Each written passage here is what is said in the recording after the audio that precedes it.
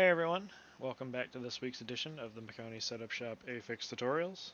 This week we are dancing with the Lady in Black here at the Darlington Raceway, so strap in and let's get to it.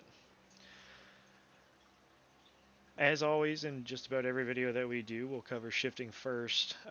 Going down the front straightaway, you're going to be shifting from 4th to 5th gear, and then going into 3, you'll be downshifting into 4th gear. So turns 1 and 2 you'll most likely be doing in 5th gear. Turns 3 and 4 you'll definitely want to be doing in 4th gear to make speed, but in a race situation, in previous races here, it's not all uncommon to just run 5th gear all the way around the racetrack to save tires. But for the purpose of this video, I was shifting into 5th gear on the front straightaway, going through 1 and 2, and then as we were going to the brakes for turns 3, we're also downshifting back into turn 4, or back into the 4th gear, sorry. The line around Darlington is very unique. In years past, we used to be able to run the wall down here in 3 and 4, and that was about the only way to make speed. Now with what we have, it's very rare that you'll see anybody even in the middle lane. The bottom in 3 and 4 around that dotted white line is about where you want to be.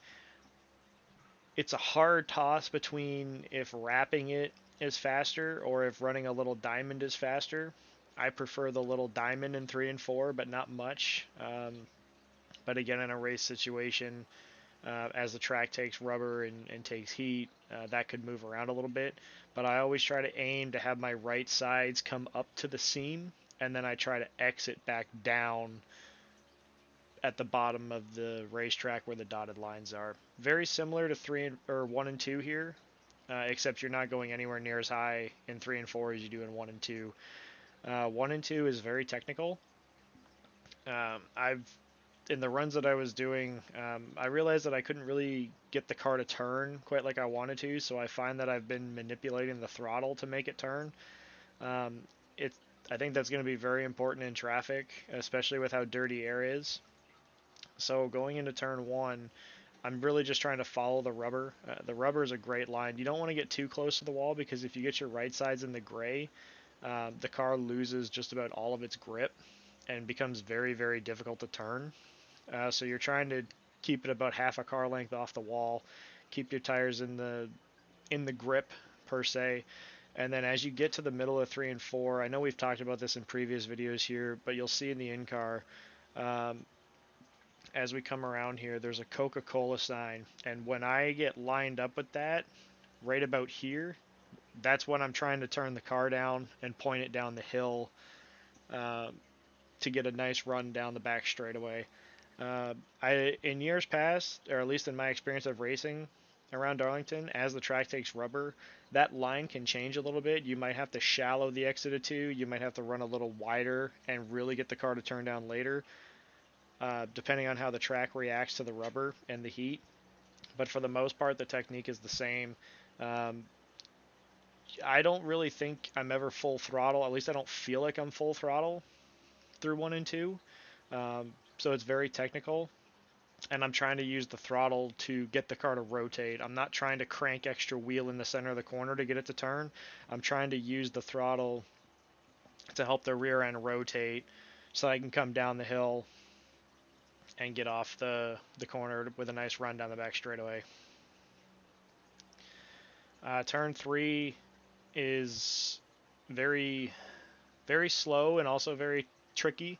Where the safer barrier peels off there, going down the back straightaway is a good spot to set up the corner. If you find that you're over driving it and having a hard time getting to the white line, back it up, okay? But it's a rhythm corner for me.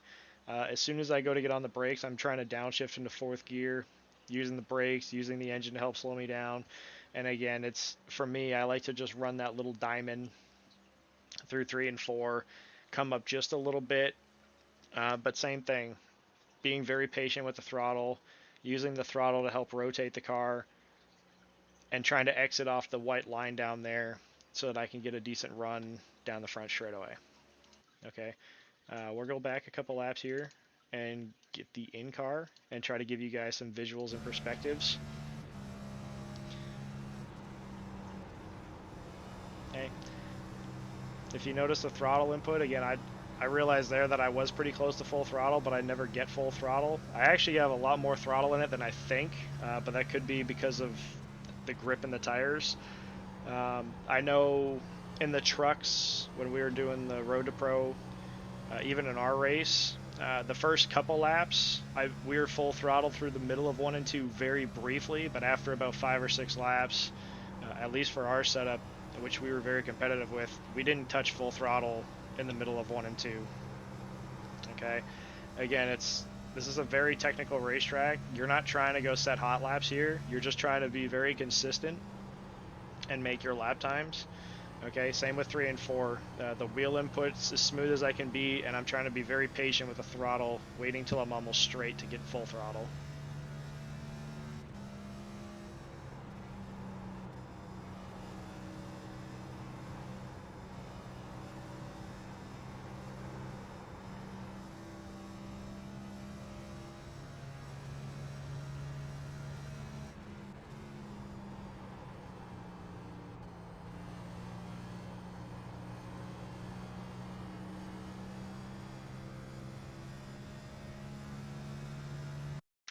Okay, guys, couple things that I want to go over real quick. Your entrance to 1 can be very different depending on how the car is reacting for you. You can take a little wider entry as long as you're getting your left sides close to this white line. Even if you go over it a little bit, that way you shallow your entry, or if you want to take a nice wide arc, everything is to set up the center of the corner. The entrance to turn 1, although it's important, is nowhere near as important as the exit to 2. This whole corner is from right here off. Okay, your lap time basically depends on how you get off a turn 2. If you find that you're starting to slide the car, like you're coming off the corner and you feel like you're in a four-wheel slide coming off, that means you're getting too shallow too soon to exit turn 2, and you're also using too much throttle. Okay, so it's important to try to keep it a little higher, get the car to rotate. You're trying to get the straightest shot off of turn 2 as possible. Okay, um, 3 and 4 doesn't really change throughout the course of the run. The only thing I can suggest is as the run goes on, if you find that you're missing the bottom, to just back the corner up and then try to slow your center speed down. If you find that running a little diamond isn't working for you, the only other alternative is to simply wrap the line, okay, which is just as effective. It's not as fast, but you should, in theory, save a little tire by doing so. Okay, guys, that'll do it for this week's video. If you have any questions, comments, or concerns, please feel free to leave a comment down below, and I'll try to get back to them throughout the week. If you find that this video is helpful, please consider leaving a like, and as always, if you're not already subscribed, make sure you hit that subscribe button and ring the notification bell so you can see these videos every Monday when they're posted to the Maconi YouTube page. Okay, guys, best of luck this week, and we'll see you out on the track.